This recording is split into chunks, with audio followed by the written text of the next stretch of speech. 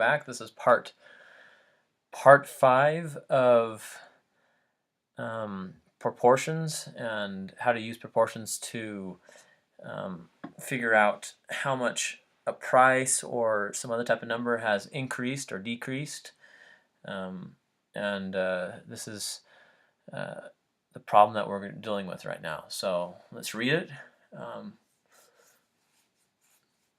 Here we go. You wrote an 8-page article that will be published in a journal. All right. So the editor asks you to revise the article and reduce the number of pages by 25%. All right, that's reasonable. We can do that. How many pages does your article need to be before it can be published? So what is it asking us here?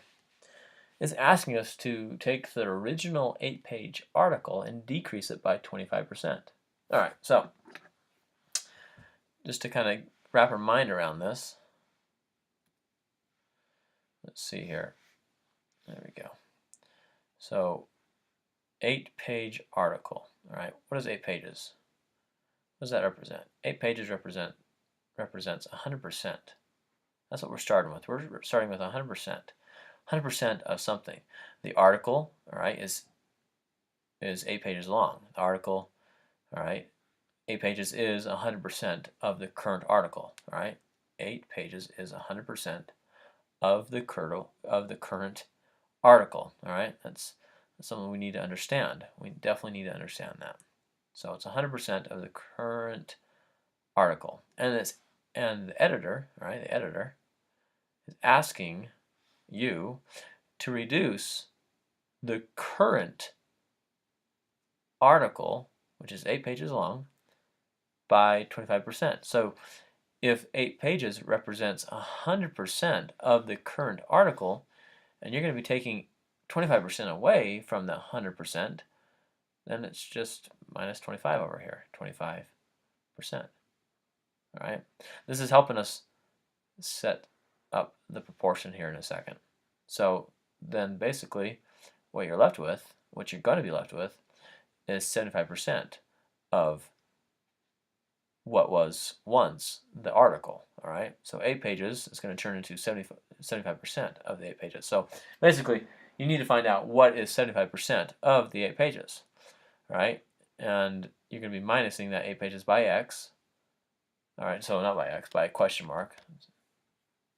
All right, and that's going to equal x. So the proportion that we have then is 75 over 100 equals x over 8. Just as simple as that. And then we're just going to do cross multiplication, or we can times this by 8.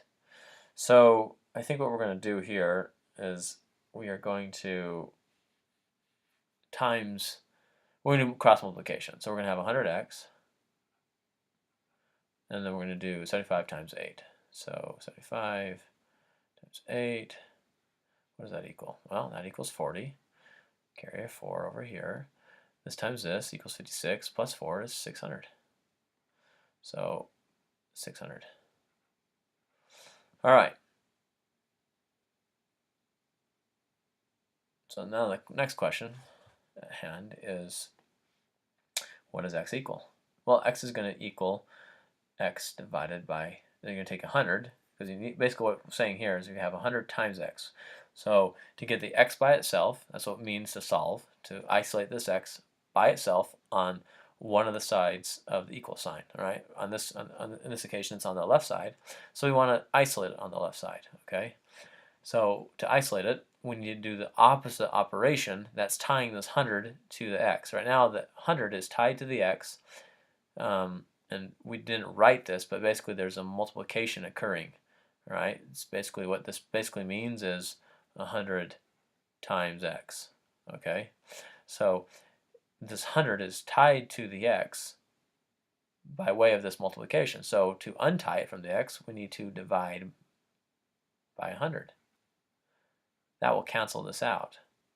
Okay, but what we do to one side, we had to do to the other side. So let's go ahead and divide by 100. on both sides.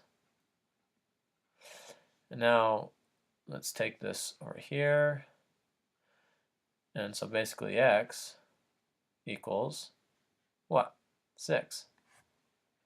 So in the end, what we're left with, all right, so this x right here can be put up here, so x equals 6 up here.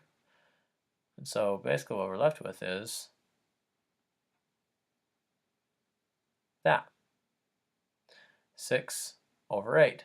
So when you have removed 2 pages, basically, from your article, you're going to have 6 pages, and that represents 75%. And that's true. If you take a calculator, or if you do this longhand, 6 divided by 8 is 75%, which makes sense. So anyway, that's it. I hope you enjoyed that. And I'll be making videos on a different type of math problem later on. All right, take care.